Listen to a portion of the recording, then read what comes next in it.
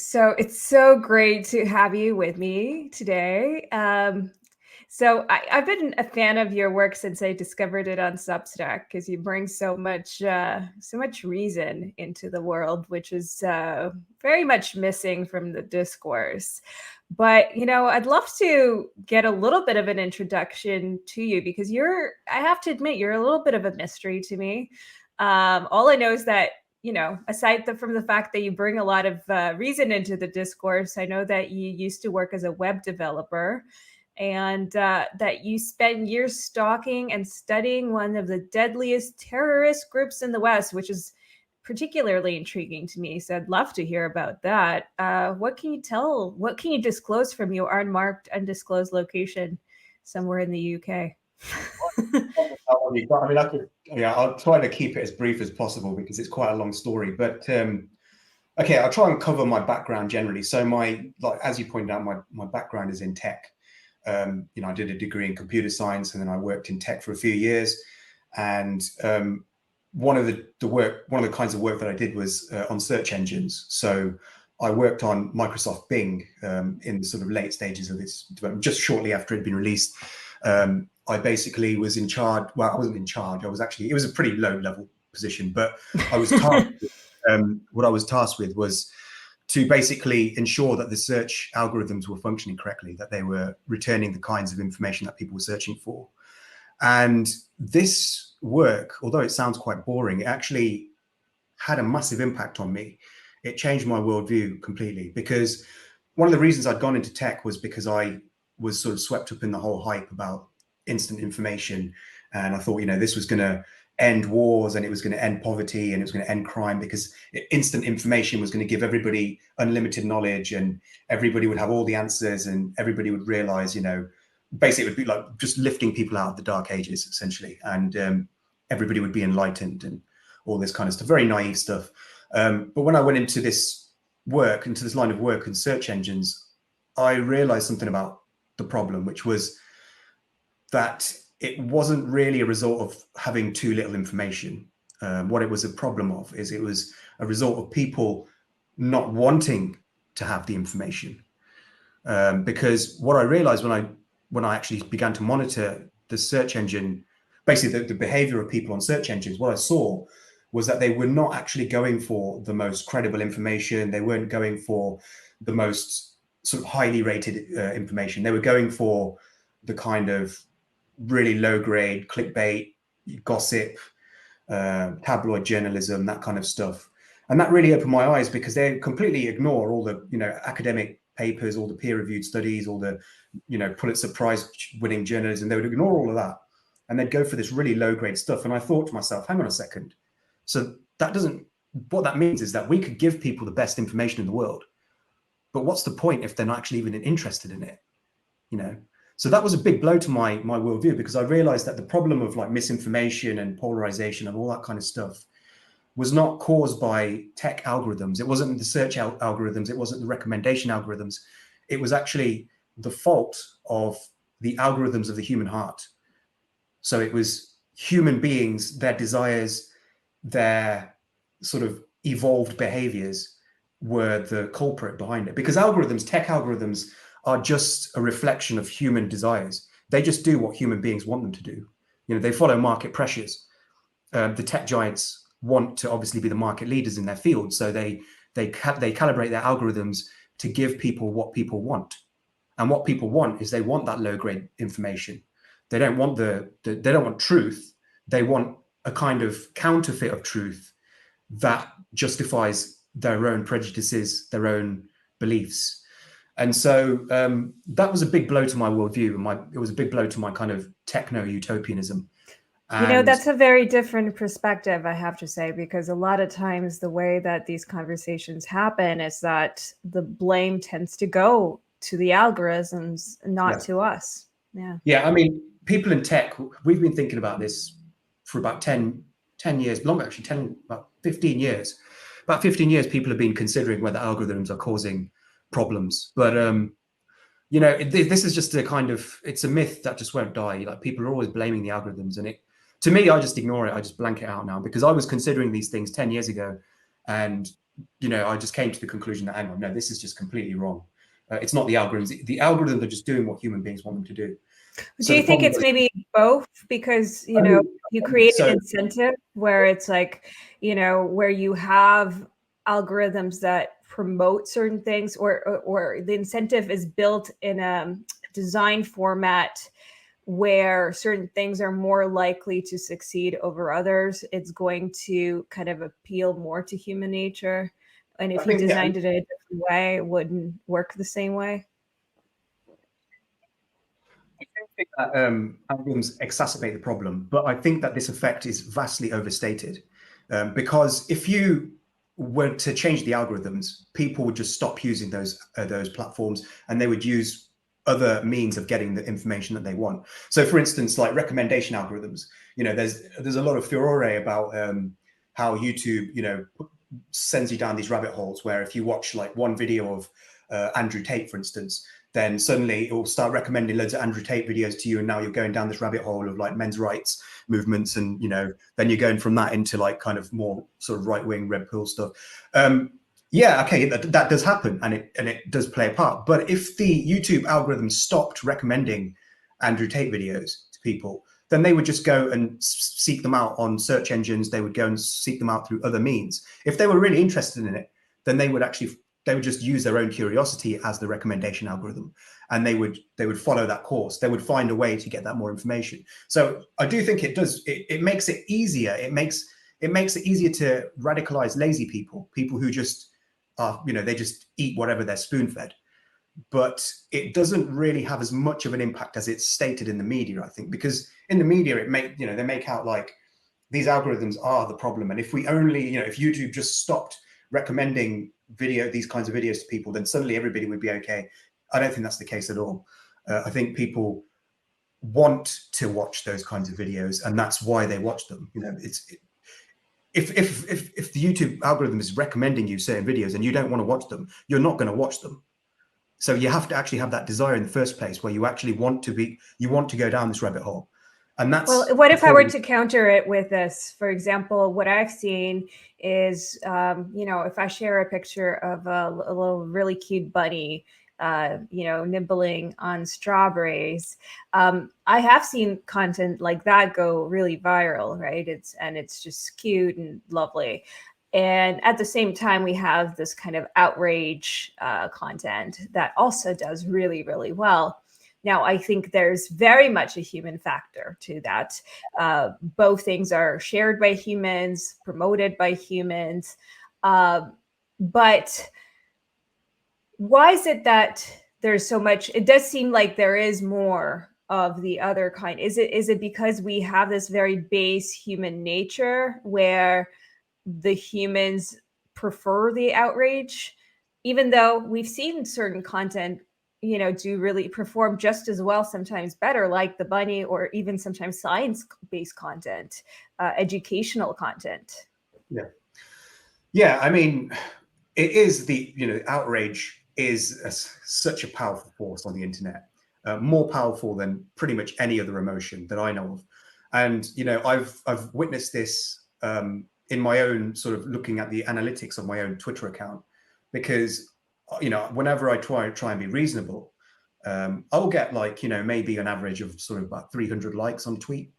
But if I go full on and if I'm angry and I tweet something in a sort of rage state, something about some crazy, something that I've seen that's so stupid or whatever, and I point at it, I quote to you and say, look at this idiot, that's going to get about 10 times more likes. It will usually get about 3,000 likes or something like that, So yeah. And obviously it's not just me. I've seen this with everyone, pretty much. Anybody who uses rage bait, they will just get so much. I mean, we can see, there's a recent example of, there was a MSNBC article which basically sort of seemed to find this link between exercise and being far right, and this just blew up, and it's now got about 100,000. I don't know. It basically went massive because Joe Rogan retweeted it, Elon Musk retweeted it, and it's just gone crazy, And it's because everybody's angry about it. And the problem here is that the algorithms are simply just doing what people want to see. They're reflecting what people want to see.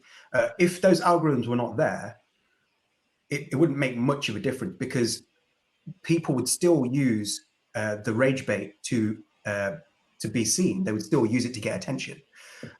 What you'd have to do if you wanted to actually stop this would you'd have to have algorithms doing the opposite. So they'd have to filter out anything that's rage bait. They would have to go against human nature. Then, maybe we could have more cute bunnies and more science stuff going viral. But I guess that's a type of manipulation as well, right? Manipulation, but it's fundamentally against human nature. So you'd have to really sort of micromanage human behavior online if you wanted to get any semblance of a kind of decent public square, unfortunately, especially now that Elon's in charge. But I mean, this is not to say that algorithms don't play a part in sort of fueling misinformation, fueling polarization. Of course they do, yeah. What they do is they ramp up our most tribal and most primal desires. They ramp them up to sort of scary levels, basically. They sort of exacerbate the worst impulses in us. But the problem is that it all fundamentally comes down to human desires. These algorithms are working and they are not being changed because they're so good for the market. They're just so good. They make people rich, basically. They get people clout online. They fuel the engine, basically, of social media. And if you were to take this out, if you were to take outrage out of the equation, social media is suddenly going to become much weaker as a force in society, and it's going to have much less power, and people are going to want to use it less. And so there'll be fewer users on the thing, and it's going to create this kind of snowball effect where gradually people will just sort of lose interest in it, because a large part of particularly Twitter is fueled by people being angry at things and then retweeting them and saying, look at this, this crazy person or whatever, and I try to avoid that kind of thing on Twitter when I go on there, because, I think Sam Harris left Twitter for precisely this reason. He was saying that it made him hate humanity, because he would just see people quote retweeting other accounts and saying, this person's an idiot, like, this person's crazy, all this stuff. And when you just see that in your feed, and it just brings you down, because you're just seeing negativity, you're seeing it over and over again. And that's why I try and mute those kinds of accounts that just spend their time just dunking on other accounts. So would you say that part of it is that it's not so much that the internet is rotting our brains, it's more that we always had this kind of condition of where we can easily abandon our sense making, our reason, because we have these kind of innate kind of characteristic, and the internet is just a tool by which it's another tool by which we can now do that. Would that be sort of inaccurate? Absolutely. Human beings seek distraction a lot of the time. And the thing with the internet is that it makes distraction so easy and so effortless.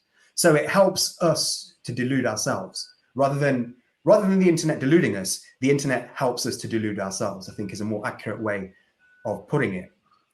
Because we do have this desire to just be distracted, and to lose ourselves in these kinds of imaginary worlds in which I think there was a book called Amusing Ourselves to Death. Yes, Neil Postman, excellent book. Yeah, and that's about TV. It's about the TV age, because it was written, I think, in the 1980s. But it applies just as well to the digital age and the age of the internet. It applies, in fact, it applies so well that he's one of my inspirations. And yeah, I mean, he makes a great point, which is that basically there's something called the information action ratio, which is that we consume so much information, but we don't actually act on any of it because it's useless junk. It's not got real world applicability. It serves only one purpose, and that purpose is to distract us. If you think about, the average person goes online, they go on Twitter and they spend maybe an hour or something just mindlessly browsing through their timeline. And at the end of that hour, they're no wiser than they were when they began. They're pretty much they might have learned an interesting fact about the world, but they're never going to ever use that in their lives. It might be something about if you eat a polar bear's liver, then you'll die from an overdose of vitamin C or something like that. Something so random that you'll never use it in your life. And so a lot of this stuff is really, we're just being fed information because it pleases our dopamine receptors. It's like, as I write in one of my articles about the intellectual obesity crisis, is what I call it, which is that the information acts like a drug. we consume it for the sake of consuming it. We don't consume it to make ourselves more knowledgeable. Information has a similar effect on the brain. This was actually shown in a study where information actually has a similar effect on the brain as food does. So when you eat tasty food, it makes you feel good. And the same thing is true of information. When you eat tasty information, when you consume tasty information, that makes you feel good, even if that tasty information is actually useless. This is the interesting thing about it, is that there's a lot of junk info, junk food. We're consuming junk info just like people would eat McDonald's, and we're going out there and we're finding this stuff that makes us feel good because it gives us the illusion that we're learning, but we're not actually learning because we're just browsing mindlessly through this sort of avalanche of content. That's really interesting. And I think about it in two ways. So one is I always it stuck with me because one of my professors, he would always talk about how I'd love to write a book about the history of boredom. And I think maybe I'll write it one day on his behalf. He's passed away. But, boredom is actually quite necessary for the brain, but we spend very little time being bored because boredom allows us actually to arrive at ideas, explore things, and it's kind of a necessary process. But these days we're constantly bombarded by things because we are always seeking these little, what you're talking about, these little influxes, these little hits of information, of data, of whether it's coming from the TV or, little pings of tweets or data information. So that's something that I think is fundamentally rewiring our brain and our ability to connect with the world, to think about things in sort of substantial, serious ways and wonder and have our brains wonder. And then the other part is that we have more access to data than we've ever had, right? And you'd think that that's a great thing. And in some ways, I'd say it is, because there is this unrestricted ability to access information. But at the same time, in the past, you would go and if you wanted to get information, you'd read books. But books are a fundamentally different experience because to write a book, well, I just finished one, so it's a very difficult process. There is a gatekeeping aspect, which is both, some may argue is a good thing, some may argue is a terrible thing, but it is a form of quality control. And then also to go and read a book, there is there's more substance to a book, right? There's a huge narrative. You're much more interested in the in-depth aspect of it if you're reading a book versus the surface level knowledge or information that you're getting with little factoids that you might get just from reading random bits of information on the internet. So, what kind of impact do you think that has had on how we deal with information? Because we're not getting that substantial kind of thorough way of absorbing it like we would in a book. Well, because the information online is fragmented and because it's so new, so sort of vast, it's very easy to just pick and choose the parts that you want to believe and form your own narratives. Because when you read a book, you're kind of railroaded into believing what the author wants you to believe because they've created this narrative. So you begin at the beginning, you move through the story, and then you arrive at the end. And so you arrive at the author's conclusions. But when you get information online, it's all fragmented. There is no overarching narrative. There's just this tiny mini narrative here, this mini narrative there. And what you can do is you can just choose that part, say, oh, I like that mini narrative, I'll take that.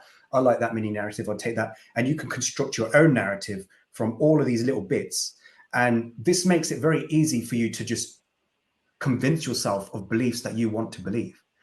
And you see it all the time, with conspiracy theories are the classic example, where if you are convinced that, say, Joe Biden is basically leading a secret pedophile network or whatever, you could easily find sort of like little bits of information, circumstantial evidence here, a little bit there, some theories here and there, and just put them all together into this kind of salad of that basically just tastes good to you, that you kind of appreciate. And you can sort of use that to sort of justify your belief in almost anything. There's pretty much like, if you have enough time to search the internet, you can construct pretty much any narrative you want. The only limit is time. And so you find a lot of people who probably don't have anything better to do just spending hours just poring over the really obscure information and just picking out whatever they like. And obviously there are forces at play, such as confirmation bias, where people will ignore any information that goes against their narrative whilst remembering the information that does go with their narrative. And so all of these factors, these weren't problems in the past. And it really comes down to this thing in evolutionary psychology known as mismatch theory. And I mean, you probably heard of this theory. It's quite a popular theory at the moment. And it's the idea that we have created for ourselves a world that we didn't evolve for. For 90% of human history, we were living on the African savannas and we were living as hunter-gatherers. And so that's the world that we evolved for. That's the world that our brains are configured for. We were raised, we were adapted in low information environments. And so that's why we've got a lot of the sort of heuristics that we have. We have these heuristics in order to find information in low information environments. A typical example would be stereotyping. We see a few examples of a certain person, we find connections between those people, and then we make generalizations about all the people in that class. And we do that because it was beneficial to do that in a low information environment. If you are of a certain tribe, for instance, and you meet people of a neighboring tribe, and the people of that neighboring tribe are hostile to you, then it makes sense for you to generalize to that whole tribe, because if you don't, you can probably get killed very easily because you'll be too trusting of them. So this works in a low information environment. In a high information environment, it's disastrous because we're now meeting people from all over the world.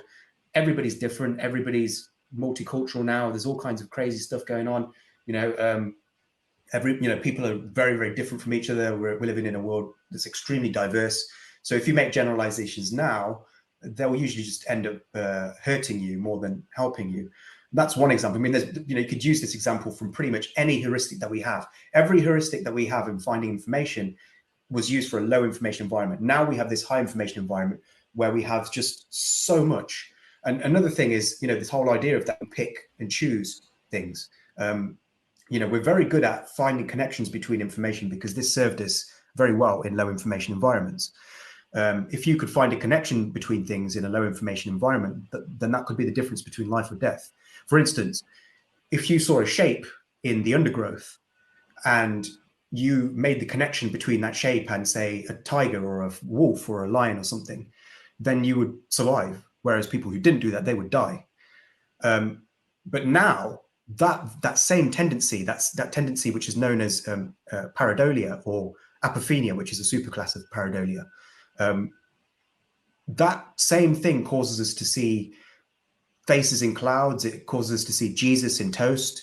It also causes us to see conspiracy theories on the internet because we find connections so easily between things because we were raised in this environment in which we had to find connections between things instantly, and we had to find connections between obscure things instantly, because if we didn't, then there was a chance of dying. Because, for instance, there's type 2 errors and type 1 errors in statistics, and the idea is that if you find a connection between things, say on the African savannah, and there are no connections in reality, you're not going to die.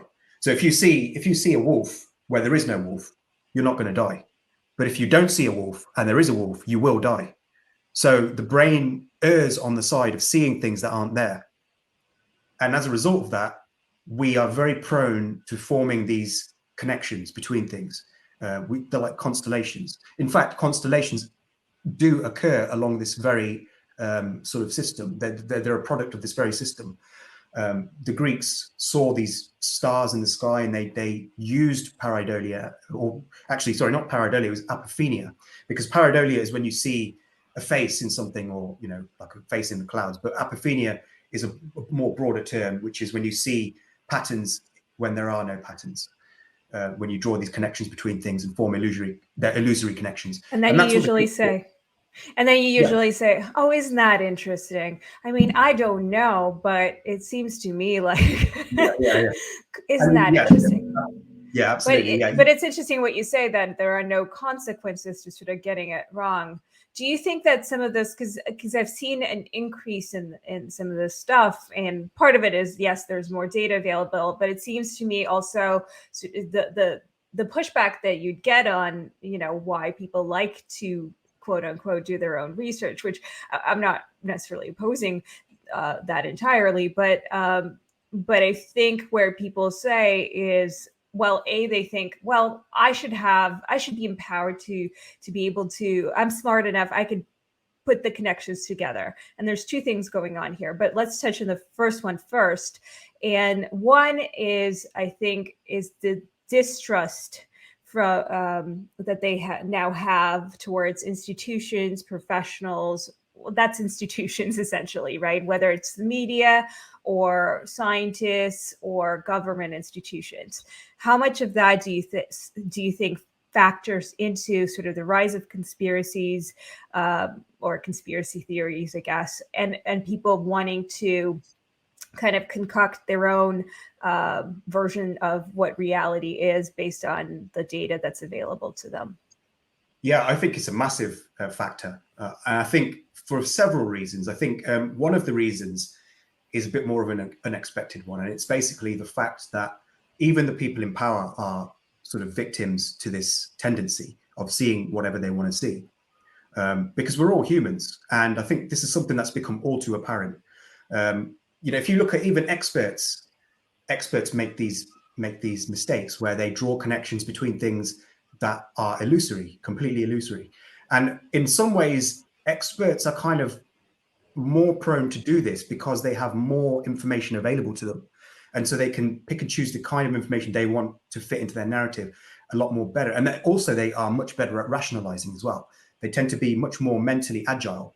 And so they can take part in these crazy mental gymnastics and justify the beliefs that they want to justify. And I think to a certain extent, that has fueled a lot of the disillusionment with sort of experts. We've seen it kind of with a lot of the mistakes that were made with the response to the COVID pandemic, for instance. A lot of people have seized on the few big mistakes that were made, particularly, the lab leak hypothesis was sort of unduly dismissed. And, people have sort of wised up to the idea that, hang on, nobody is immune to these delusions. And so that's why I think one of the reasons why people have sort of become disenchanted, they just feel like, well, if these experts with all their knowledge are still not immune to these same problems, then what's the point in trusting them? And I mean, I disagree with that. I think that experts are more qualified, generally speaking, to opine on the subjects that they have expertise in, for the very reason that they have spent years studying it. And so even though they are prone sometimes to opining on things of which they are not experts, and that's where they're very sort of vulnerable to falling down, I would obviously trust an expert over a non-expert anytime. But I can see why people are disillusioned with them, and that's because they are human. The experts are human. They have the same evolutionary impulses. They use the same heuristics in their information processing. They're subjected to the same biases as the rest of us. So it's become all too apparent in the information age, because we now see, the spotlight is always on the experts. People always see what the experts are thinking because everybody wants to know what the experts are thinking. They get published in the New York Times, they get published in the Washington Post, they get interviewed. I'm sure you probably interviewed many experts, so yes. People want to know what experts are thinking. And so we always see when the experts get it wrong. We always see it because they're always in the spotlight. And again, this is confirmation bias. Experts are probably right more often than they're wrong when they're being interviewed in an official capacity, because they're a lot more careful about what they say in an official capacity. But people will zero in on the mistakes that they make and say, look, see, this person's just as human as us. He's just, or this person's corrupt or whatever. They'll just make their own narrative out of it. And so that has fueled, I think, a large part of this do your own research movement. But obviously, as you point out, this has led to a kind of, it's kind of backfired, because now it's increased the tendency of the people who are doing their own research to be deluded. So we've shifted from believing experts who are deluded to believing some rando in their bedroom who's deluded. So it's not really progress. We're kind of, it's a very difficult situation because we're all human. We're all guilty of these problems. We can see them in other people, but we don't see them very well in ourselves. And this is my greatest struggle, is that I'm very good at spotting biases in other people, but I'm not very good at spotting them in myself. And this is, I think, really where it comes down to, is that if we were much better at being humble and sort of viewing our own selves as being flawed, I think that would be a much, much better way of going about it, rather than seeing that other people are flawed, which is easy. Anybody can make the case that somebody else is an idiot, you know what I mean? But and this is why, I mean, this is why I don't think that rationality is a case of intelligence. I don't think that if you're intelligent, then you're automatically more rational. I don't think that's the case at all. So I agree with the sort of anti-experts on that point, at least. I think that rationality is about character. It's about humility. It's about curiosity, you know. And so I think that I would trust somebody who was not very intelligent, somebody with a low IQ, who was humble and curious, more than I would trust somebody who's got a higher IQ, but who is not curious and is not humble. Because I think that curiosity and humble are not just sort of, they're not just beneficial to rationality. I think they're essential. I think they're the foundation of rationality, because you need to understand that you are a flawed being with a flawed grasp of reality. Everybody is. Nobody has the answers. You know, everybody makes mistakes in their reasoning, no matter how smart they are, because they're animals. We're all animals. And so this is, you know, the rationality begins with that assumption, which is that you are a flawed being. And so you need to work around the flaws. You need to second guess yourself. You need to be aware of your own blind spots so that you can overcome them. And this is, I think, the thing that's lacking in the world at the moment, is this kind of humility, this curiosity, because these two things go together, you know, the curiosity and humility. When you're humble, you realize that you need to know more, so you become more curious. You become more curious, and when you are curious, you learn so much more, and you realize, you know, how little you knew, and so you become more humble. And so it's like a kind of mutual feedback loop where you kind of, if you're more curious, you become more humble, and as you become more humble, you become more curious. I think so. That's the kind of thing that I think would really make the biggest difference to people's grasp of truth. Right. Well, people get stuck in their positions because they lack the humility to say, well, maybe there are things that I don't know. And so they have this conviction, this certainty that they're sort of unable to get at from their positions. And they lack the curiosity to kind of look for more information, because potentially they don't know everything. And then you've got the, and this is the second part of why I think people have kind of resorted to looking for, you know, the educate yourself camp. So the Kruger-Dunning effect, right? This kind of idea that you can know everything on your own, and you overestimate your own understanding of reality or different subjects. And so, you know, I had this because I had this meeting with my neurologist recently, and he cued in quite quickly that I do little experiments on myself, and that I do read some research papers, you know, just, but he took it, by the way, with great humility, and I really appreciate him for it. But my approach was always, well, listen, I spend the most time with myself. Doctors don't have this time to dedicate to me. I'm going to do a little bit of research myself, but at the same time, I'm not a medical professional. I haven't spent the time that they have. I don't have that knowledge. I'm very far from having the knowledge that they do personally. I haven't even spent remotely the time that's necessary to even claim to have that. I didn't go to med school. They have the experience working with patients. So I appreciate and respect that. So for me, it's, and I think for him too, it's kind of like a patient practitioner partnership, which I think is kind of how modern medicine should ideally work. But for a lot of people, they're now kind of they completely underestimate the value of someone who is a professional in their field, and then overestimate their own knowledge base. You know, I might research the medicine that is being recommended to me, or maybe I'll read about it, different medications that are out there, and then I'll consult my doctor and say, hey, what do you think about this? Which I think is a good sort of approach. Whereas other people will just treat themselves and prescribe medications to themselves from an online pharmacy in India or something, you know. I see a great danger in, and people get really angry at me when I talk about expertise and the importance of valuing expertise, because especially deep expertise in fields like science, medicine, where I think it's way beyond just a surface kind of knowledge. This is something that I think is quite significant, and I think the internet has certainly contributed to the spread of this idea that you can just know everything because it's at your fingertips. What are your thoughts on that? Because there is a systemic kind of way of studying something, especially science or medicine, that I don't think you can quite get from the internet. Again, I think this comes down to a very fundamental aspect of human beings and their desires in particular. And that is to understand that human beings are what is known as a cognitive miser. So going back to the African savannah, the brain evolved to try to build a model of the world as quickly and as unenergetically as possible. So it sought to minimize two costs: time and energy. Because obviously, if you're basically spending too long to make decisions, or if you're consuming too much energy to make decisions, then you're either going to be eaten, or you're going to die of starvation, or you're going to just exhaust yourself to death.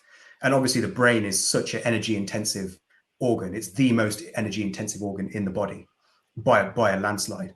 That explains my acute exhaustion. Nice one. Yeah. But yeah, it's basically, so the brain had to minimize costs in decision making of time and energy.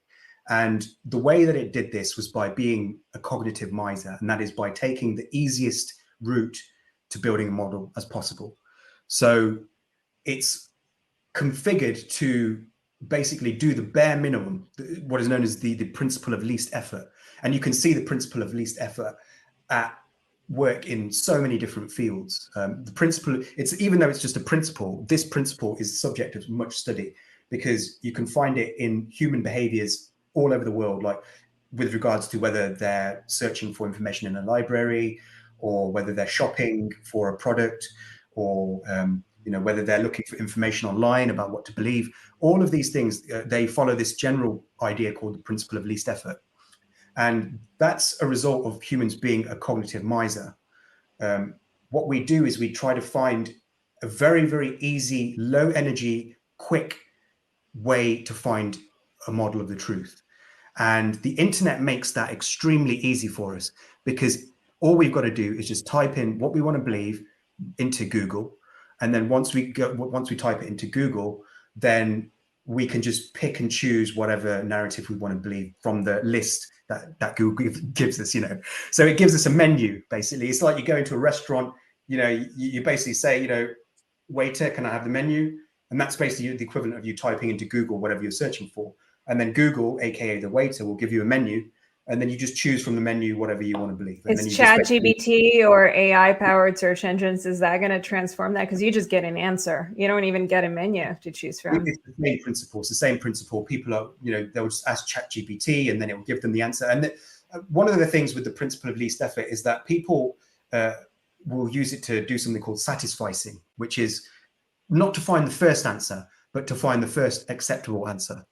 So they will if ChatGPT doesn't give them an answer that they like, then they'll just type in, they'll reframe the question slightly, and then they'll keep doing it until they get an answer that they like. Not necessarily an answer that's true, but just one that fulfills a very basic criteria for them, And then once they do that, then that's it. That's their search over. And then they feel that they're an expert, and they'll go out and they'll opine on it like they've been studying it for 5 years or whatever. And that's because we have this tendency to be very quick and to be very lazy in our decision making and in our belief forming. It's something that we had to do for thousands of years, for hundreds of thousands of years, in order to avoid starvation, in order to avoid being eaten by lions or whatever. So this is a relic of our evolutionary past, is that we go out there, we try to find information. We try to find information by cutting corners. We take a shortcut to the truth. And obviously you can't take a shortcut to the truth. When you're taking a shortcut to the truth, you're actually taking a shortcut to a counterfeit of the truth. But people, obviously, for most people, a counterfeit of the truth is acceptable. It satisfies their needs. And so This is, I think, really this is interesting because I'm actually writing an article about this right now, and it's about the ways in which humans become NPCs. So you've heard this phrase, NPC. Yes. So an NPC is, just for your audience, an NPC is somebody who is basically regarded as just sort of being mindless in their approach to the truth, just, you know, being spoon-fed, like basically eating whatever they're spoon-fed, basically, and just kind of not really thinking for themselves. And the interesting thing with this meme is that it really applies to every human being on Earth. Everybody is an NPC to an extent, because we just don't have the time to know everything. You know, we've got to have an opinion on Ukraine. We've got to have an opinion on COVID. We've got to have an opinion on AI. You know, we've got to have an opinion on all the latest things that are happening. We've got to have an opinion on it. And there's no human on Earth who can adequately research all of these subjects. You can maybe research one or two of them, you know, in real depth and develop a really, really credible belief based on it. But you can't do it for all of the beliefs that we're expected to have a belief about. And so we all have to take these shortcuts. We all have to be NPCs in certain respects. We all have to follow the principle of least effort and get information quickly. And, you know, many people do this in different ways. And my article is basically about the ways in which people become NPCs. So there are different strategies that people use in order to be an NPC. And one of them, which is the most widely known, which is the sort of standard NPC, is what I call an algorithmist. An algorithmist is somebody who just gets all of their information from the first couple of search results on Google, from whatever is recommended to them on YouTube, from whatever is trending on Twitter. Basically, just swallows whatever the algorithms feed them. So this is like a common kind of way of just being very lazy. And this is another way that algorithms do impact the search for truth, although we would still have this problem even with the algorithms. They just make it easier. So that's the most typical kind of NPC. But there are other species, there are other subspecies of NPC. And another species of NPC is what I call the contrarian. So the contrarian, or the contrarian is somebody who is basically the opposite of the standard algorithmist. So whatever the algorithmist believes, the contrarian just believes the opposite of that, and that's their heuristic for getting to the truth quickly and easily. So whatever the mainstream believes, I believe the opposite. You know, so that's another quick way of forming a belief. A very quick, heterodox thinkers. Yeah. I think a lot of people in the heterodoxy movement are those kinds of contrarians, and that's a very, very easy way to form beliefs. Just whatever the mainstream believes, I believe the opposite. So that's another kind of NPC. And this is the interesting thing, is that these people are convinced that they're not NPCs because they believe the opposite of the mainstream. But the thing is that when you are just going against the mainstream, you're not any better than them. You're just as mindless. You know, you're taking just as much of a shortcut to the truth. A black sheep is still a sheep, you know? And so these people are just as NPC as the people that they criticize as NPCs. But there are other forms of NPC as well. You know, there are the tribalists who just believe whatever their tribe believes and don't question any of it. You know, whatever is the majority belief in their tribe, they'll just believe that. You know, and then there are the followers who will choose like one person, for instance, Elon Musk, and then whatever Elon believes, they will believe that thing. You know, and I think this is a very, very this is one that's existed throughout history. It's a very powerful force. It's probably the oldest of all the different NPCs is the follower, just somebody who just chooses a single individual, sometimes two, but usually it's just a single individual, and then just believes whatever that person believes. And I think this is true of a lot of people. I always say that many people don't believe, they don't follow ideologies, they follow ideologues.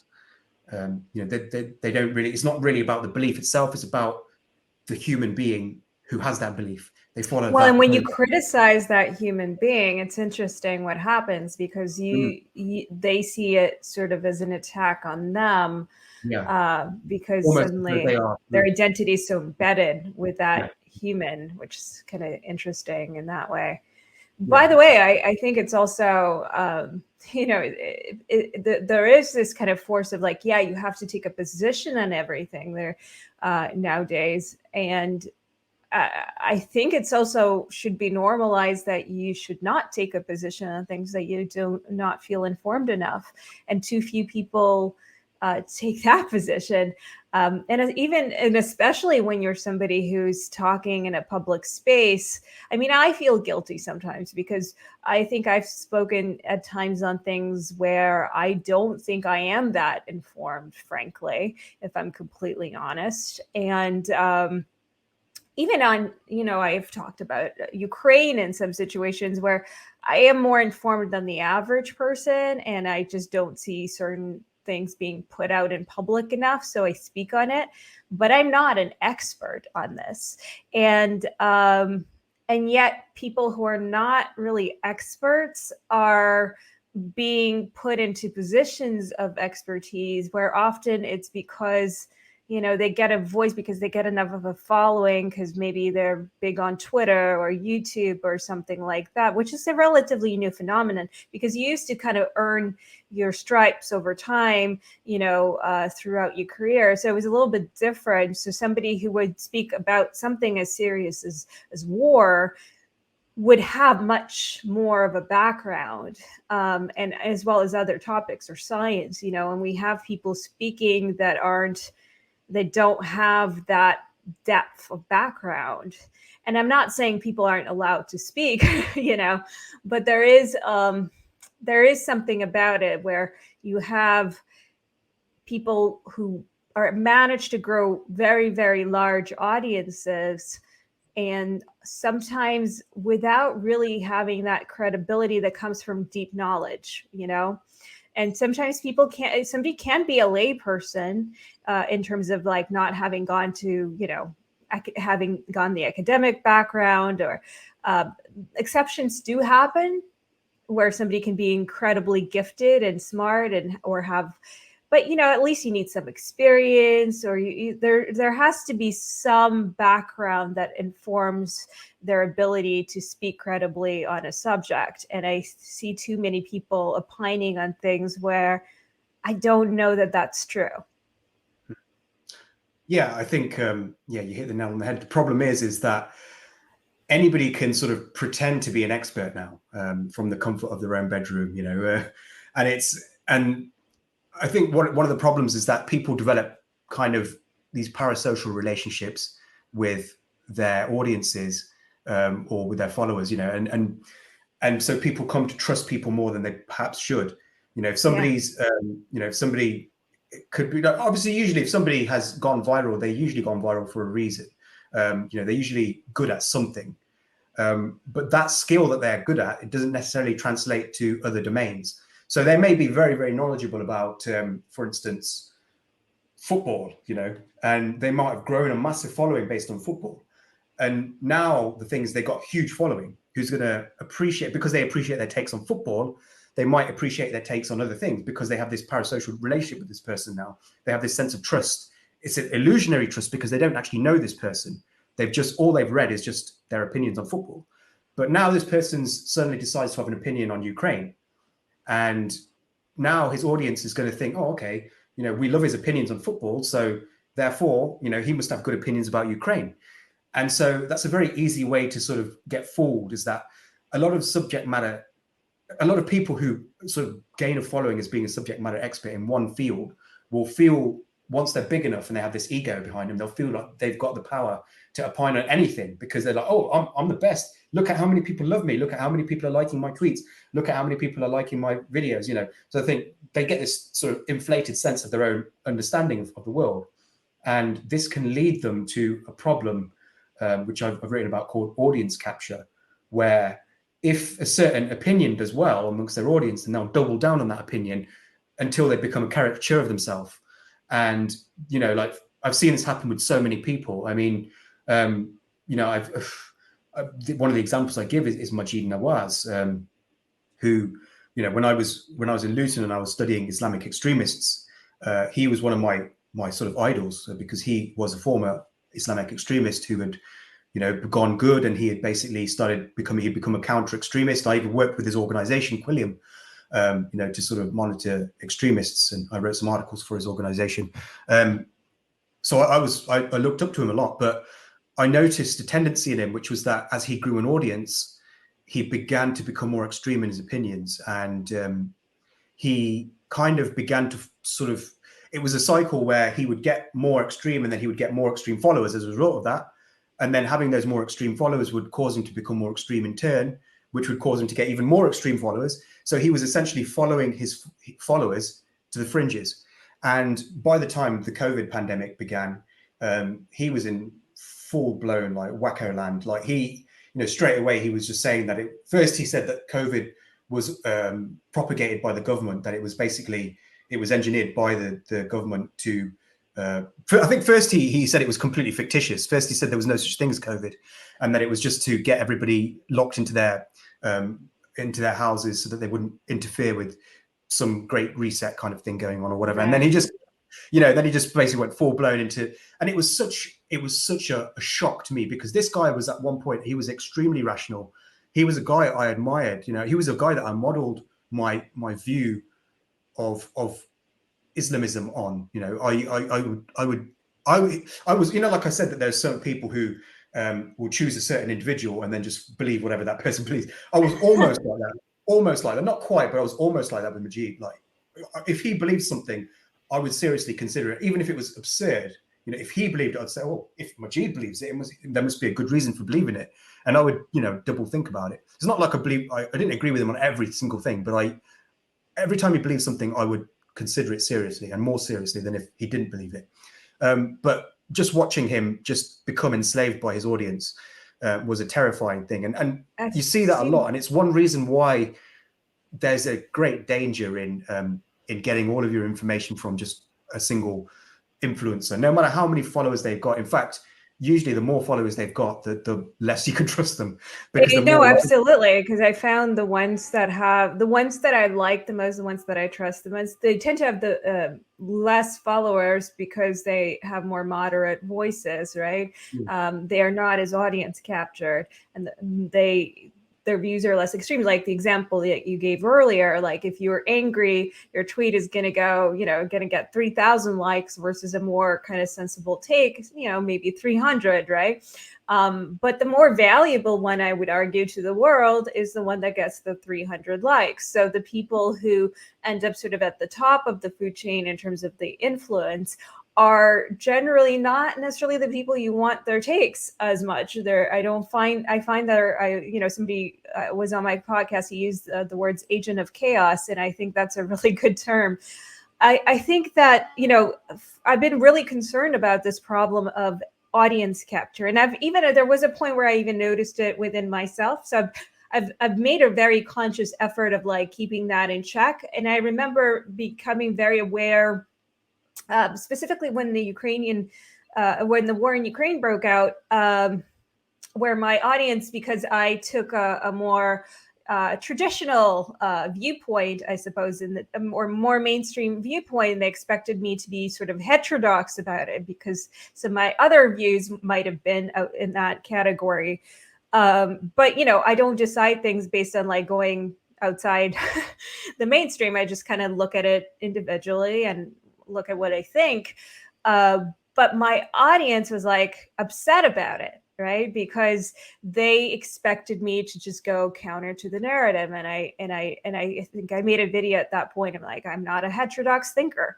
I don't see myself. I just evaluate information. It might happen to go against the mainstream narrative. Sometimes it's not. Sometimes the mainstream is right for a reason. And so anyways, I'm sure some people agree with me. Some people disagree with me on my viewpoints about that particular matter. But what happens is, your audience gets so mad, so you become sort of afraid to post things that go against their sort of perception, because they almost begin to attack you. And they're like, how dare you think this? And you really need to reevaluate. And we're so disappointed in you. And you get all that kind of, and I noticed that with a lot of takes, but I've sort of made sure that I program my followers that, listen, I'm the kind of account where feel free to disagree with me. A lot of them do. They constantly voice their disagreements. It's totally normalized. I enjoy hearing them. It's interesting. Sometimes they agree, sometimes they disagree. We're not on the same page. Even my podcast appearance recently, like most people who followed me, they all wrote to me and said, I completely disagree with you on everything. But thought you were interesting. And I think, what I saw with a lot of people, people that I liked and followed, is that they went from sort of having a counter position about some things that are going on in culture to becoming really encaptured by their audience, where those positions really, as you described it, grew more and more extreme, where they did become sort of characters of themselves. And on top of it, what I'm even seeing now is some of them where some of these battles might have been won, or the needle has moved on some of these things. So either they go more radical into things, or they find new battles, because now they need the new thing. Because how do you sustain that level of engagement, that level of outrage? Because that is their current currency. So they become a different person. And in many cases, they became really essentially what it is that they were fighting, at least in their behavior. And that is, I think, a huge problem. And I think unless you are somebody who consciously checks themselves and holds themselves accountable and constantly monitors their own behavior in terms of their audience, it's like, that's something that's going to happen. Yeah, absolutely. I kind of compare this situation to sort of the Aztec priests, because like what would happen is basically over sort of a long period of time, when somebody has developed a following as like a culture warrior, for instance, if they're attacking, for instance, let's say if you are anti-woke and you develop a following based on being anti-woke, then your audience is going to expect you to be anti-woke pretty much consistently. And you probably get tired of it. You probably don't want to be anti-woke all the time, but you have to be for your audience. And so every time you boot up sort of your computer, you log on to Twitter, and then you have to make a anti-woke comment of the day for your audience. And I think a lot of people probably get sick of doing that. But like the kind of Aztec priests who offer blood sacrifices in order to keep the rains coming, they have to keep sacrificing these, these woke figures to their sort of abstract entities, their audiences, their followers, just to keep that money flowing in. So it's a similar dynamic. In the process, they're sacrificing themselves. They're sacrificing their integrity. That's a good point. Yeah.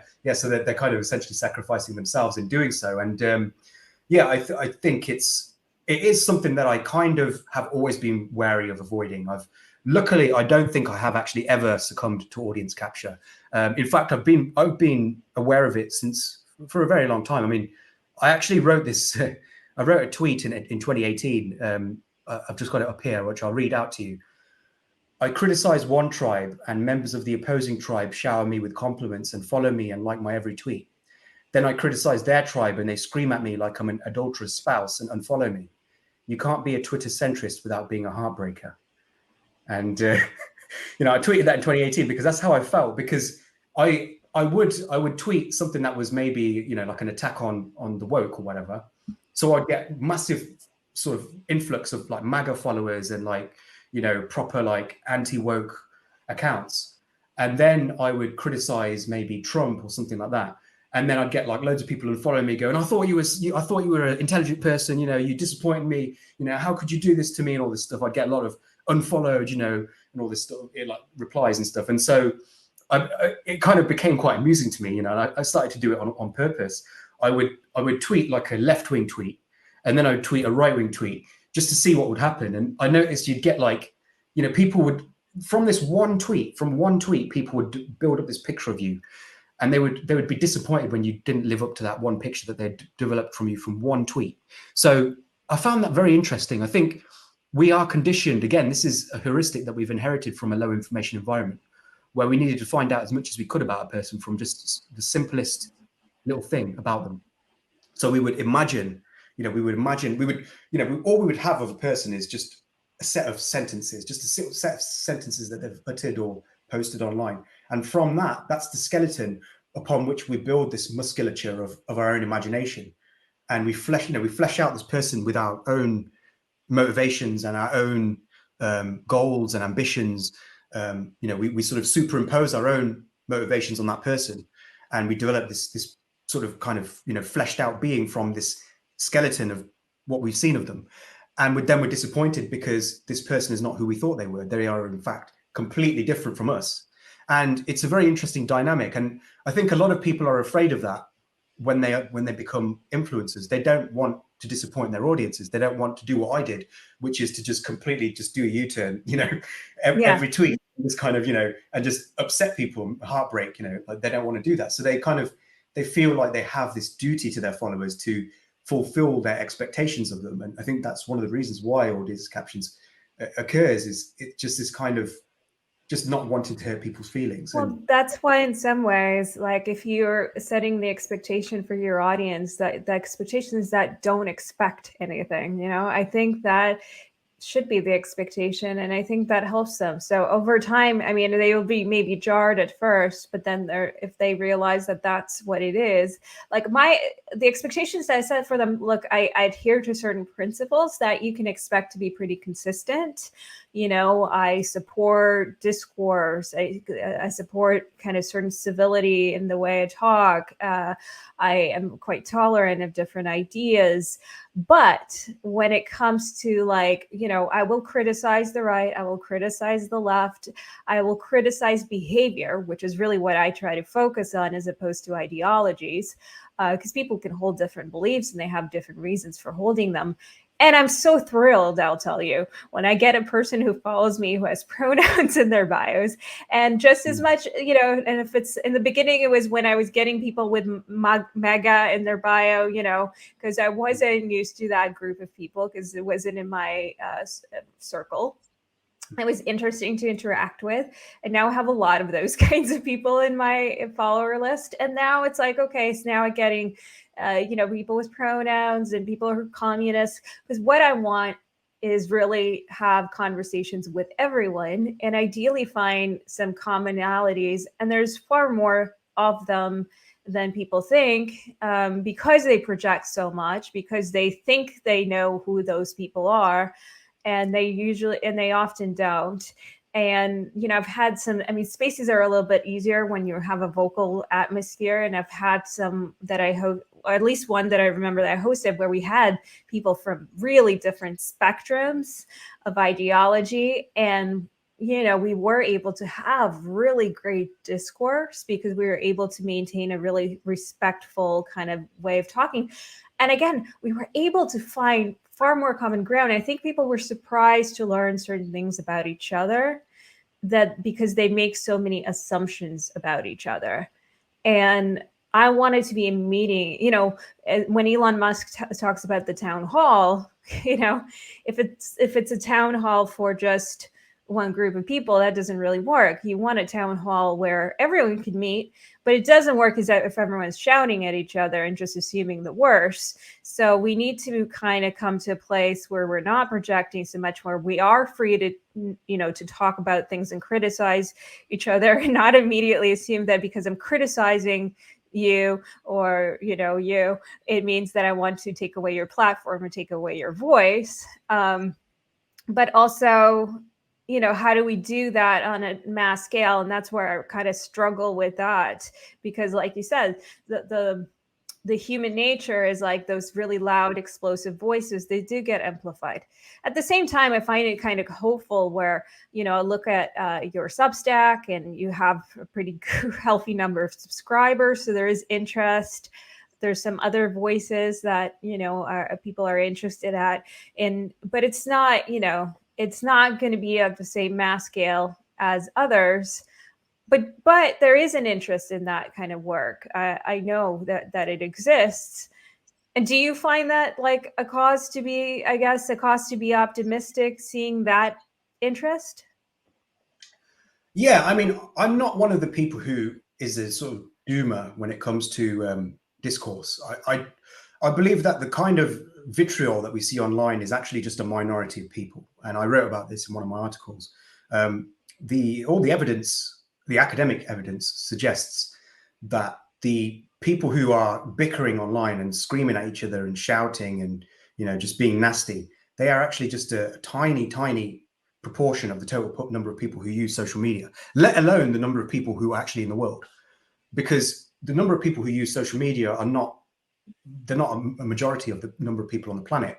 And the number of people who are these kinds of culture warriors, but not just culture warriors, but really, really bickering and really aggressive and vitriolic culture warriors, these people are a tiny, tiny minority. But the thing is, because they're loud and because they post more often than the average user, it creates the impression that these people are a lot more common than they actually are.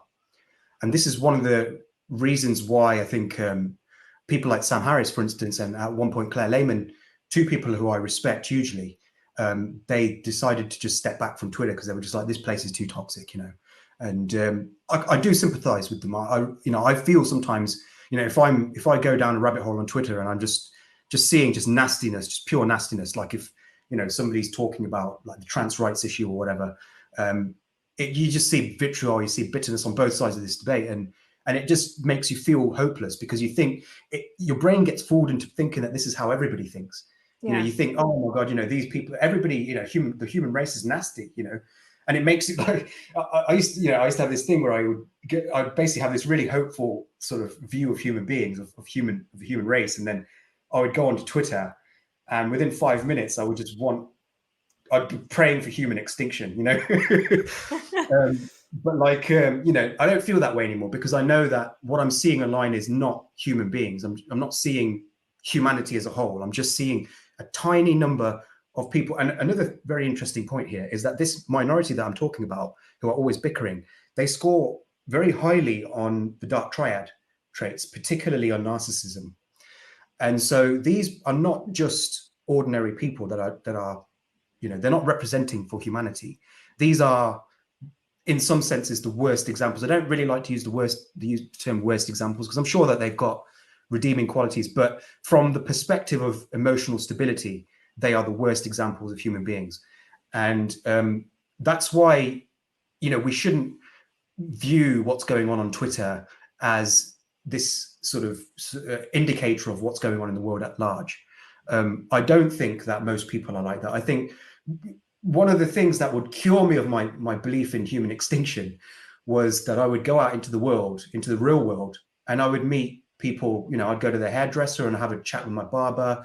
I would talk to my taxi driver. I would meet strangers on the street, exchange smiles with them. And you just realize that most people are actually just okay. They're pretty chill. They're not going to scream at you if you have different beliefs from them. You know, they just want to get on with their life. So is social media kind of a net negative, perhaps? Like, do we really need it? Is it helping or hurting us more? I think it depends on how you use it. I wrote in one of my articles that if you have a badly curated feed, social media is the worst possible form of information. But if you have a well-curated feed, it's the best possible form of information. So, well, I used to be pretty oblivious myself to because I used social media, I think, in a fairly productive way. So I didn't see the harms until way later. So because I agree with you, it's how you use it. But when you take it on a large scale, I guess that's where my question is, because most people don't seem to be using it so productively. So as a whole, to society, is it something that has hurt us? That's good, and that's come from. I think, and I know this is a boring answer. I know that that's probably not a very interesting answer, but I think it's the most honest answer, which is that yes, you know, in some ways it has fueled polarization, and it has fueled bitterness and vitriol amongst a very, very small percentage of people, not amongst the population as a whole, but amongst a small proportion of people who visit Twitter or whatever, you know, social media platform you're talking about. But I think that it also has good things going for it because it does bring people together in some ways as well. It allows us to be exposed to opinions that we wouldn't otherwise be exposed to. You know, if you're living in, you know, rural Louisiana, for instance, you know, you're probably not going to come across much stuff about sort of, you know, left-wing politics very, very often. Sort of, you know, this kind of, particularly not the kind of more out there sort of woke stuff. So it does kind of give you a glimpse of other people's lives. You know, likewise, if you live in like, you know, central Manhattan or whatever, like you're probably not going to encounter a lot of conservatism. You know, so it's like, you know, there are geographical sort of boundaries that prevent people from seeing other people's points of view. And this is the case for a very long period of time. It's why when you look at the map of America, there are blue areas and there are red areas. But what's interesting about the internet is that it's broken down these barriers to an extent. And I think we're beginning to see that now, where you have, I was talking to one of my other, this interesting guy who's basically moved from, he's a Silicon Valley guy, and basically he was originally in San Francisco, and he's now moved to Texas. And there's a large migration of people from Silicon Valley now to go into either Texas or go to Florida. And this is an interesting thing because Texas has historically been quite a conservative state, obviously excluding Austin.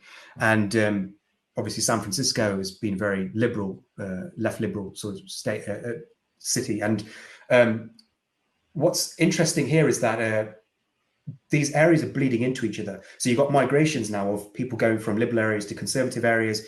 You've got people from conservative areas going to liberal areas. And a lot of this, I think, is fueled by the fact that the geographical boundaries have been broken down by social media. So now you have communities forming online these people would never meet in real life because they don't have geographical proximity. And because they're forming these connections to people on other sides of the world or in other parts of the country, it's creating a more sort of blended populace, where you have people of different backgrounds coming together into the same city and living alongside each other. So I think in that sense, it's quite good.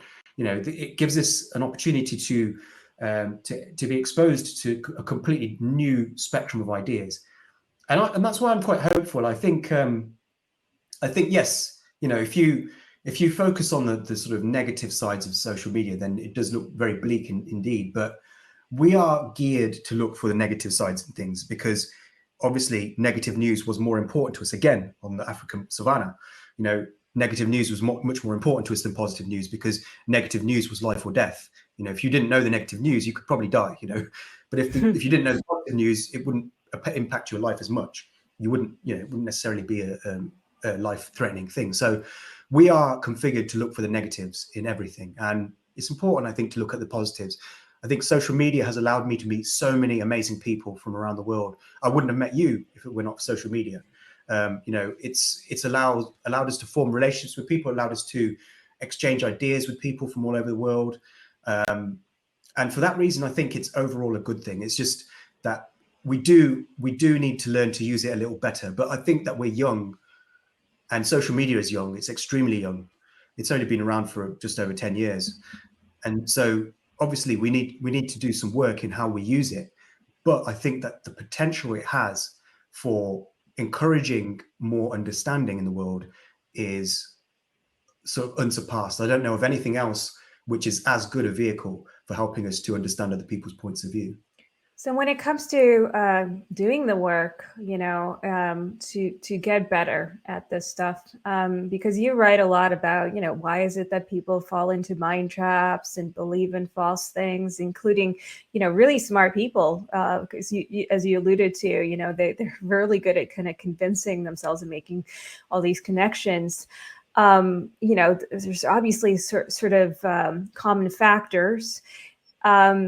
But let's focus on, you know, so what are some of these common factors, number one? And two, what are some of these, what tools can we use, or what kind of strategies can be used to counterbalance that? And how do we apply them in the world so we do get better as a society about this?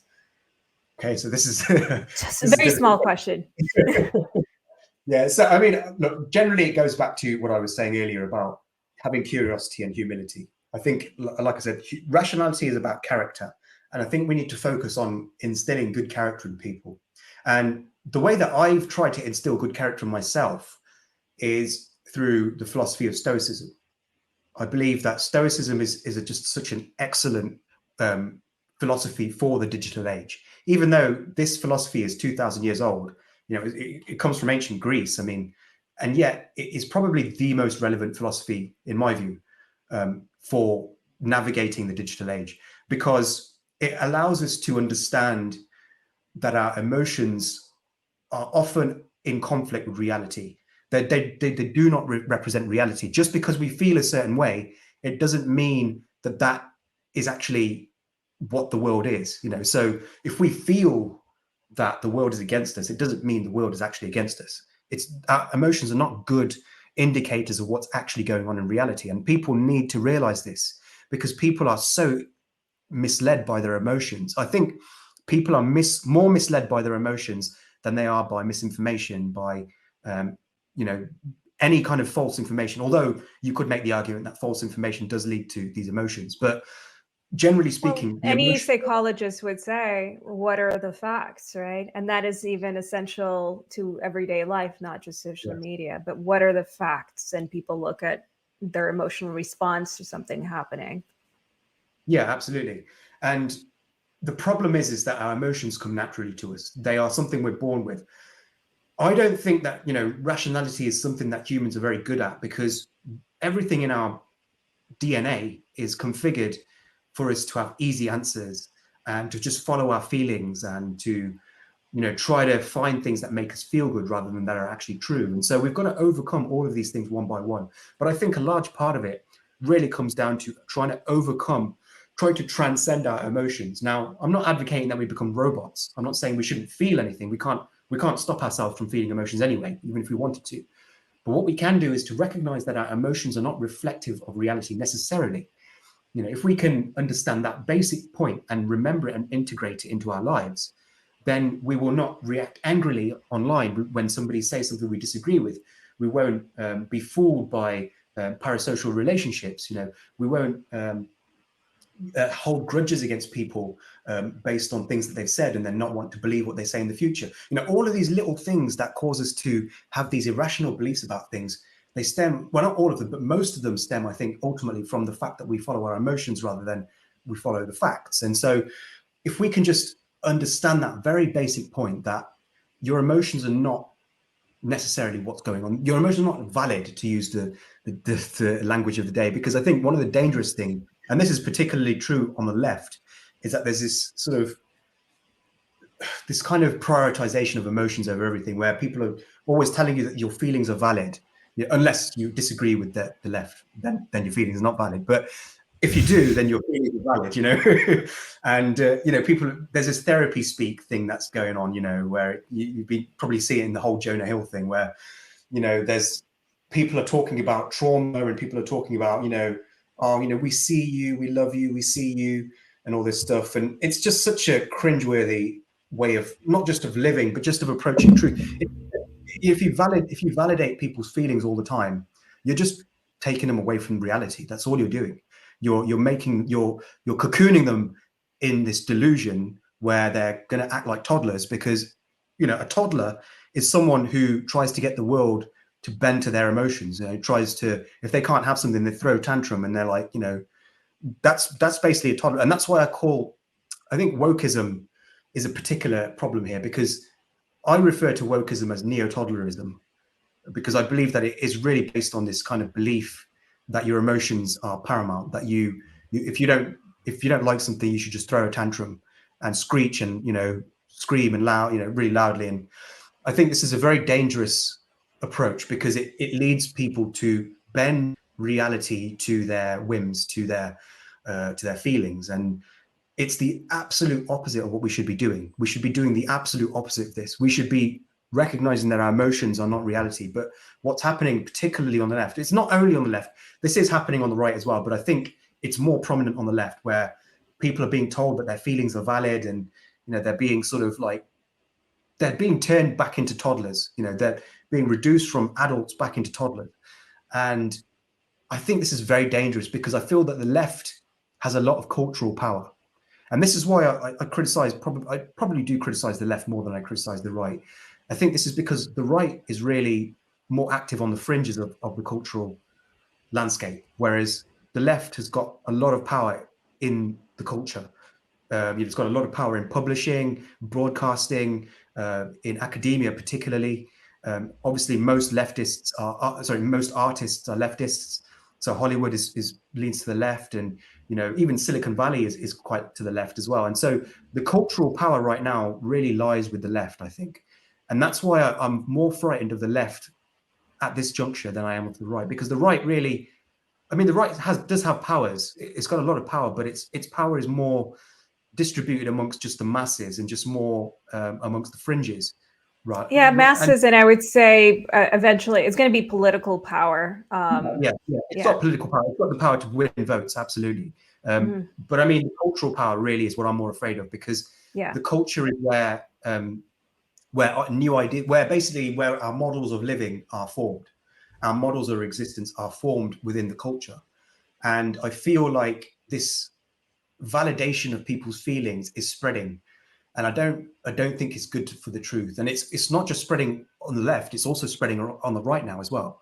And you've written something about this where you said that the right has become woke, and I agree with woke right, the rise of the woke right. Yeah, and I completely agree with you. I feel that this messaging, even though it began on the left, has been it's infected the right now, where the right have got this victimhood culture now, where everything that they don't like, if they feel a certain way against it, then they start acting like toddlers and they start screeching about it online, and these outrage mobs form because people are following their emotions, and it's a tendency that's as old as human beings. I mean, people in the olden days would get lynched over rumors because somebody would not like somebody, so they'd say, oh, this person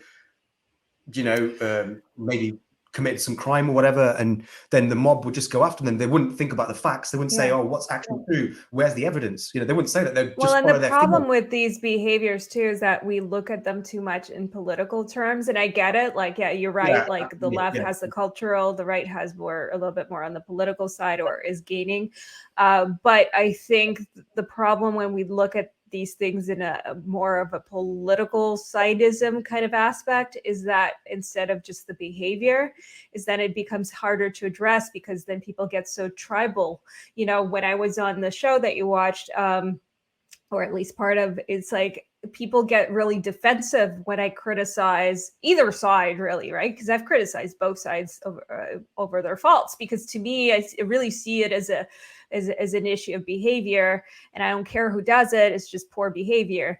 But people, if they see me as a representative of the left, they get really tribal about it, because they see me as like, how dare you criticize, us, you people, right? And that's a problem, because we should be able to have these conversations and not just be like in offensive, defensive kind of positions about our tribal sides. We should just be able to talk and point to the behaviors. I absolutely agree. It should be framed as a human problem rather than as a partisan problem. And I try to do that as much as I can. I try to, because obviously people on the left and the right are more similar than they would like to admit. They have the same ancestry, as it were, same kind of ancestry of the way of they form beliefs. But I think that it is also important to call out when some sides are engaging in certain behaviors. And I do think that this is a problem, particularly of the left, because I think that although the right are adopting these same tactics, I think that the right's reactionary. It's reactionary. It tends to operate as a reaction to the left. I've noticed this a lot amongst right wingers, is that they tend to not even have coherent worldviews. A lot of them, they tend to just be anti-left rather than just having any. Very much so. Yeah. You know what I mean? And so I think that I can understand why they are opposed to the left in this sense, because I do feel that this whole therapy speak stuff that is going on amongst the educated elite left is really kind of annoying, and it's kind of it makes people hostile to them. It turns people against the left, and this is another reason why I'm against it, because I don't want people to be against the left, even though I don't identify as the left. I feel that the left is an important force in society, and I want the left to be strong, and I want it to be a good counterbalance to the right. But the thing is that I've seen a lot of people leaving the left because of this stuff, because of this, your feelings are valid, we should always respect your feelings, and all of this stuff. And it's just like, no, you shouldn't. You shouldn't always respect people's feelings. You should always want the best for people. I completely agree with that. And I agree with the left that, we should try to help people who are marginalized. We should try to, we should help those who can't help themselves. We should absolutely do that. I'm completely in favor of all of that stuff. But this is not the way to do it, because in order to actually help the marginalized. In order to help people, in order to lift people up, you need to know what's true. And you can't know what's true if you're following your feelings rather than following what's actually the facts. Do you mean? And so it's not actually even in the left's interests to do this, and yet it's doing it. It's this kind of, I mean, I don't know why it is, but I think a lot of people have attributed, especially on the right, a lot of people are saying that it's the feminization of society. You know, the kind of the idea that, you know, the traditional stereotype of women as being sort of following their feelings and men as being more analytical has applied to society. And people are saying, you know, I see this a lot on Twitter, especially in the sort of the kind of the red pill movement. They say that this is the feminine sort of, you know, what's happened is that society's become feminized, even amongst like Jordan Peterson followers. You see this kind of this sentiment being expressed a lot, that society has become feminized because we're following our feelings, and they attribute this to the idea that there's now more women in power, in places of cultural power. I'm not sure. I mean, I don't know if it is a result of that, but I think it's not. We can't go back to the world that we were in. We can't go back to a world that's dominated by men. I mean, that's just completely out of the question. So we have to live with the kind of world that we've created now, you know, where we have these two aspects of society. We have this, as they say, feminine aspect of society, and we have this masculine aspect of society. Yeah, and I would also argue that men have had like that traditional masculine stereotype, like didn't always serve men either, right? Because the expectations of that. Yeah, absolutely. I completely agree. I don't think that it's about a balance ultimately, right? Absolutely. And what, like you said, centering, anchoring things in truth and finding rationality. And also, like when you see when oneself sees themselves as a victim, it's not a place of empowerment. You can't do so much, right, when you're a victim. But when you see yourself as somebody who, you know, maybe some things have transpired, right? But despite this, you are a survivor or somebody who perseveres. That's a really different state of mind.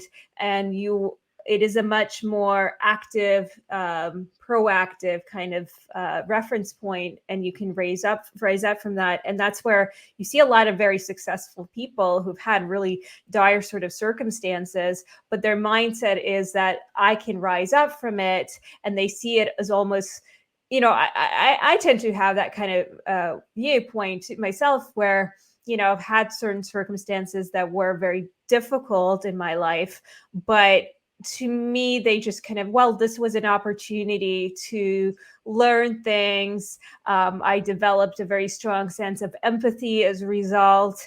And so I don't really see myself or ever see myself as really a victim. It doesn't dismiss the experiences that people have had that were where they suffered, but it's also can be an empowering position in some ways. So I think looking at it from just that different side, and again, if you go to a therapist or something like that,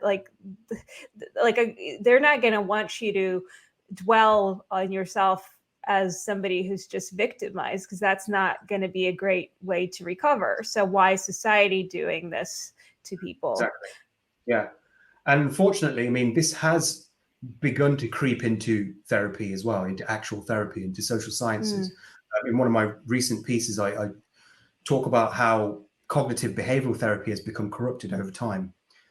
Because cognitive behavioral therapy is based on Stoicism. It's precisely this idea that you were just talking about, which is that, you know, don't view yourself as a victim and overcome your emotions, you know, like just transcend your emotions, realize that your emotions are not your destiny, that you don't have to be a slave to your emotions. This is such an empowering idea. And this is the single most robust finding in the whole field of psychiatry, that CBT is effective in helping people take charge of their lives. In, you know, and it's helped people not just for the sort of last 7 decades in which CBT has been used, but in the last 2,000 years that Stoicism has been used, because CBT is essentially just a sort of systematized version of Stoicism.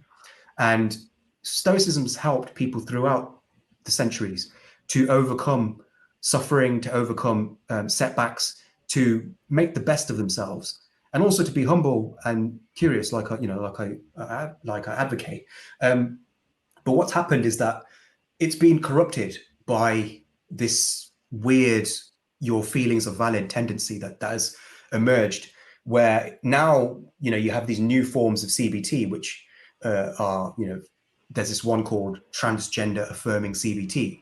And what that is basically is it's basically about affirming a person's beliefs about their gender identity. So you assume that their feelings are true. You begin by assuming that. So we don't know whether this person had genuine gender dysphoria or not.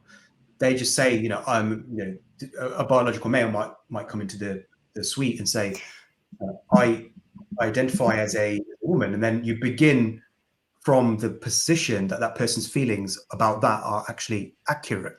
And yeah, this is kind of the strange thing in medicine in general, is that you go from sort of what you were saying, a position of curiosity or investigation, really, like you should be investigating, to sort of affirmation, because you can affirm that somebody feels a certain way, right? Feelings are valid in the sense that you experiencing something that is valid, and you can absolutely affirm somebody's feelings that, you know, of course, if I'm feeling sad, I'm feeling sad. And there's nothing wrong with sort of affirming that.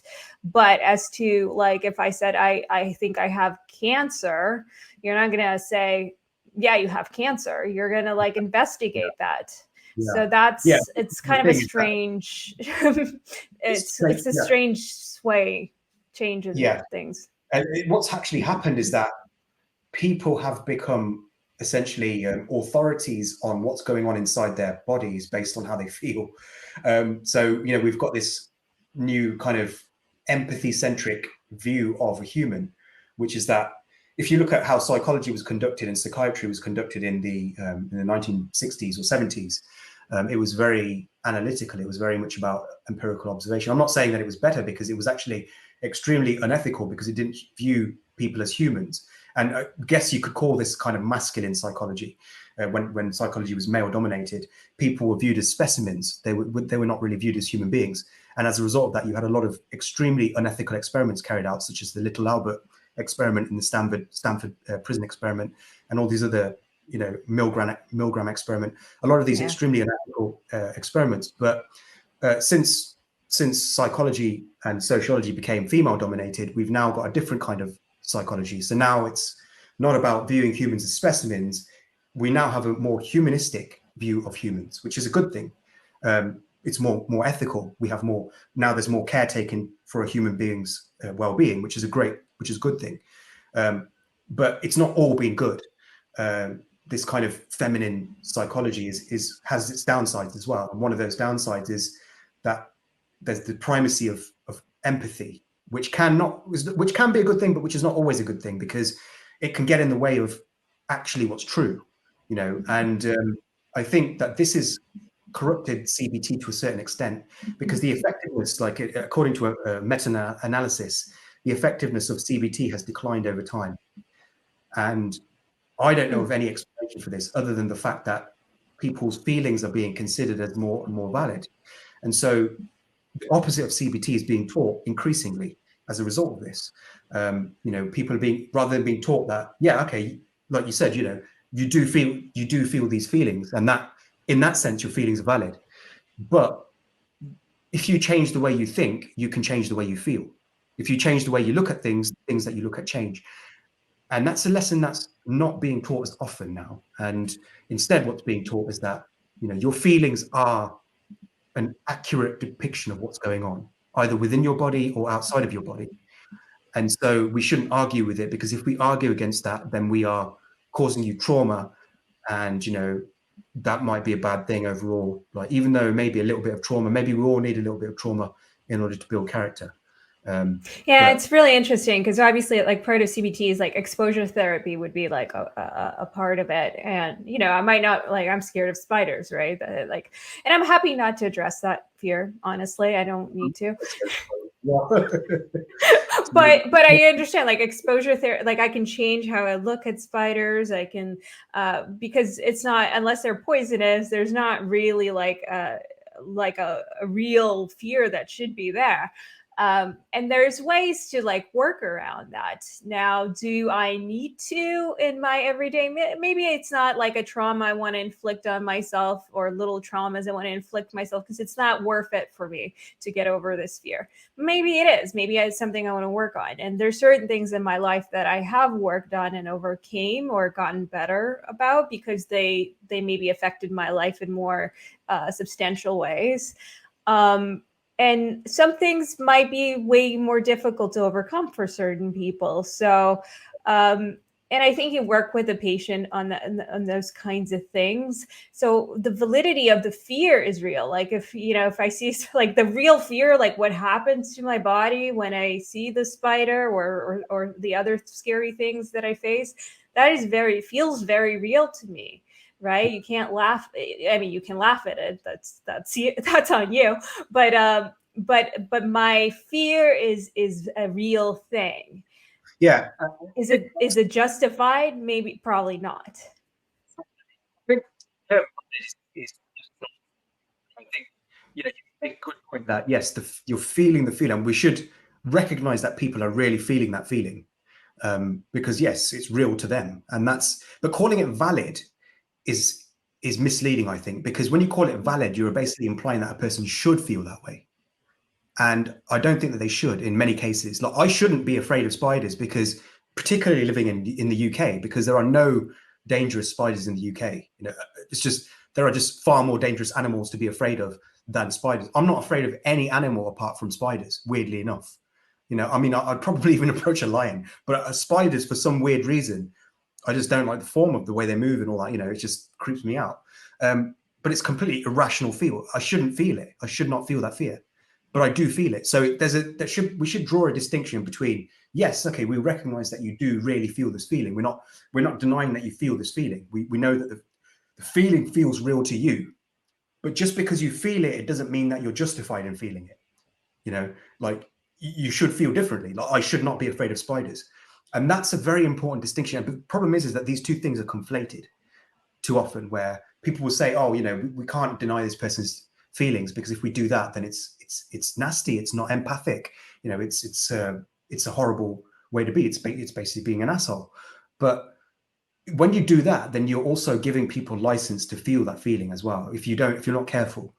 And so we need to have that clear differentiation between the fact that, like, for instance, I completely accept that people who claim they have gender dysphoria, I'm not going to doubt that experience. I'm not going to say, I don't believe you, I think you're just making it up. I don't believe that at all. In fact, I do believe in body dysmorphias, and I believe that they're very real things, and if somebody says to me that they feel gender dysphoria, I'm willing to completely believe them. I will trust them when they say that. But that doesn't mean that I believe that they're right in feeling that. But I'm not going to say to them, oh yeah, you feel it because you really are a woman trapped inside a man's body, or you're really a man trapped inside a woman's body. I'm not going to say that, because I don't believe that. I think that your feelings are real in the sense that you really feel them, but that doesn't mean your feelings are valid in the sense that you should feel that way. And those two things we really need to separate, because I guess it's kind of like with somebody's opinions too. If I disagree with an opinion, I can appreciate that somebody holding an opinion is that quote unquote valid, right? They're allowed to hold a different opinion. I don't have to, though. I don't have to. I can try to understand it. I can try to understand where they're coming from. I don't have to agree with it. I don't have to think that it's correct. And I think that's where I think there's a lot of demands that people have, where it's like, you have to accept my opinion as correct, instead of just having like, it's completely valid. Again, that word, but it's completely valid for us to have different opinions. Me to think that I'm correct, you to think that you're correct, but be really interested in each other and why we have the perspectives that we do. But I still think you're wrong. I think that's a very important way to go, because it's not like, knowing the truth is only half of the struggle. It's only half struggle. The other half is convincing people that you know the truth. And that's where everybody's falling down, is we do often have the facts. Like some people, not always the same person, but somebody somewhere always has the facts, or at least almost always has the facts, but they can't convince other people of those facts. And that's where the problem lies. And so a lot of the kind of the steps that we need to take really as a species is in trying to find good ways of convincing people of what's actually true when it is, when there is truth available. And again, I think the biggest obstacle to this is emotion. I think it comes down to emotion, because emotion is one of those things that is, in a sense, more fundamental than rationality. It's possible to navigate the world almost exclusively using your emotions, with just a tiny bit of oversight from your rationality. But you can pretty much just steer your whole life using your emotions. If you feel a certain way, then you just basically go with that feeling and just ignore everything else. And that's what's really, really sort of dangerous about emotion, is that it's such a powerful force, because it's evolved for longer than rationality has. Emotions are much more central to being a human than rationality, and they're far more deeply ingrained in the human brain than logic or reason or anything like that. And so it's like, like I think it's Jonathan Haidt. He basically compares a human being with emotions as like a kind of like a human just riding an elephant, and that elephant's completely out of control, and they're trying to be rational and they're trying to steer it a certain way, but it's this elephant's just so big and so powerful that it just resists their efforts to be as to be ordered and to be rational. And I think that's kind of where we're at, is that we're trying to overcome this massive elephant while riding on the back of it, and trying to steer it as much as we can, so it does as less damage as possible. And it's I think really, like, we do need to sort of have enough empathy for people to recognize, in order to make them feel motivated to listen to us. So even then, we have to take into account emotions. We have, like, if we displease somebody, if we hurt somebody's ego, they're not going to listen to us. So we have to stroke their ego. We have to use what is known as a golden bridge, where we have to give them a reason to be able to back down from their beliefs without losing face, without hurting their own ego. If we can do that, then we can maybe find some kind of progress, and then we can teach them that you shouldn't really follow your emotions, but we need to, at least in the beginning, acknowledge that people feel differently, so that we can get them to not feel that. And that's a very, very difficult struggle. It's a very a sort of intricate struggle, where so many little small things have to be done well in order to do it.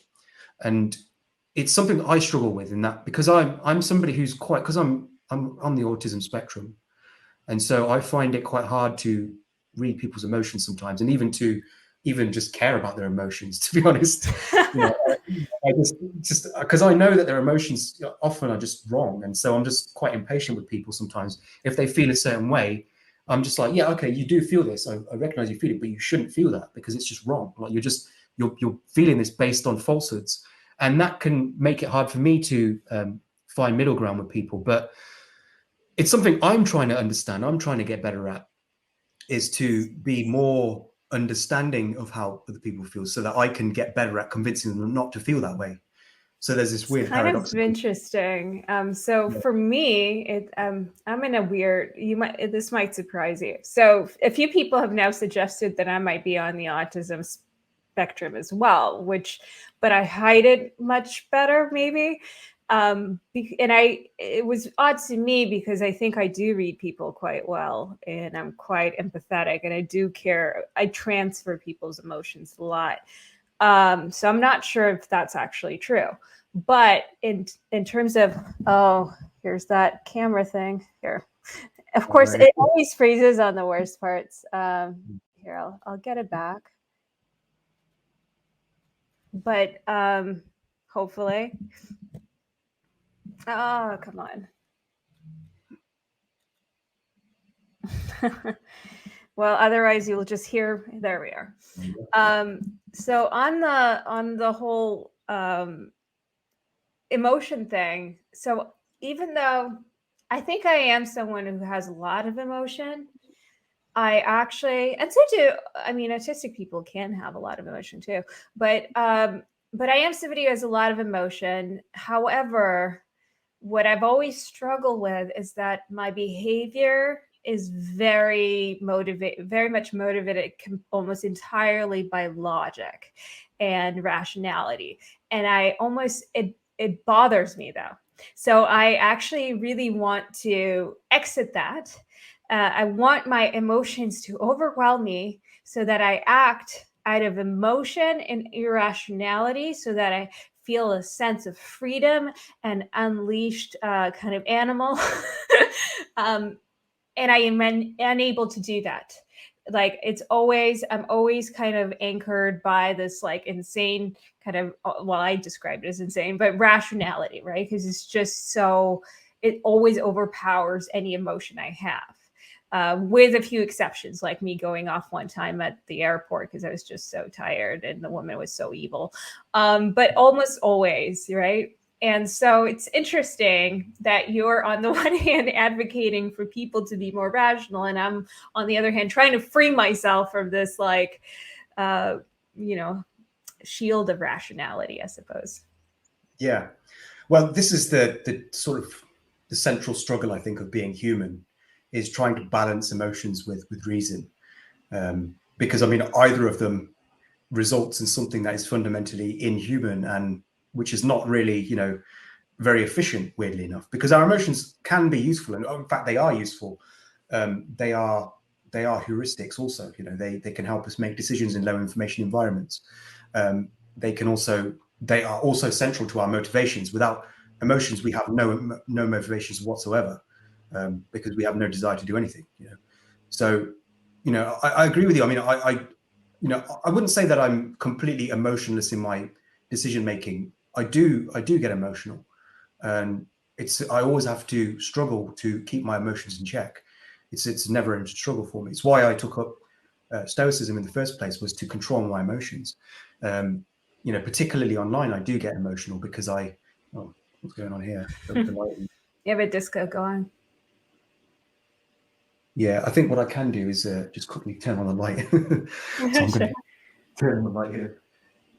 Better? Oh, maybe not. Maybe listening. I think it stopped. Yeah, the lighting makes a difference.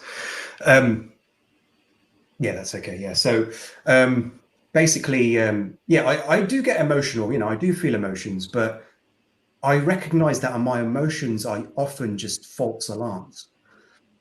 The way I describe emotions is as alarms. I consider them alarms because they're there to alert you to something. Usually, if you get angry, for instance, that's an alert that that a boundary has been crossed, like some kind of boundary of decency has been crossed. That's what outrage means. If you are afraid, then that's an alarm that there's a threat in your presence that could end your life, and you must get away with it, get away from it as quickly as possible. So alarms can be useful. They can alert you to security threats or to some kind of problem. But the problem is you get a lot of false alarms. I mean, if you have a car, then you'll know that if the alarm goes off, it usually is not a sign of a criminal. It's usually a sign of an idiot. It's usually a signal of an idiot, not that there's a signal that there's a criminal. So false alarms are a thing, and often false alarms are more common than actual genuine alarms. And we need to recognize that. We need to recognize that so many of the emotions that we feel are just false alarms. And that's why even though I do feel emotions quite often and quite strongly, I do feel them, I try my best to not to suppress them, but to transcend them, to recognize that I feel them, but to just sort of be able to overlook them and to be able to make decisions without being enslaved to my feelings. So I recognize that I have them. I'm not suppressing them. I recognize that I have them within me. It's just that I do what I need to do despite feeling those emotions. It's like that kind of cliche where people say, true bravery is not feeling fear. It's feeling fear and yet still doing it, still doing what you need to do. And that's basically what I aspire to, because I don't feel it's in anyone's interests to suppress their feelings. I don't think that's healthy. I don't think it's useful. I don't even think it's rational, because, you know, obviously these emotions have evolved for over millions of years, so they have some kind of use. And to not use them would be to just be hamstringing oneself. You know, so it's actually irrational to suppress one's emotions in a weird kind of way. But they obviously, one needs to have this balance where the way I consider it is that you should treat your emotions as advisors, not as masters. So you should understand that they're telling you something, but you should give yourself that space, that space between stimulus and response, where you stop, you consider the emotion, and you consider whether it's actually telling you something honest or whether it's a liar.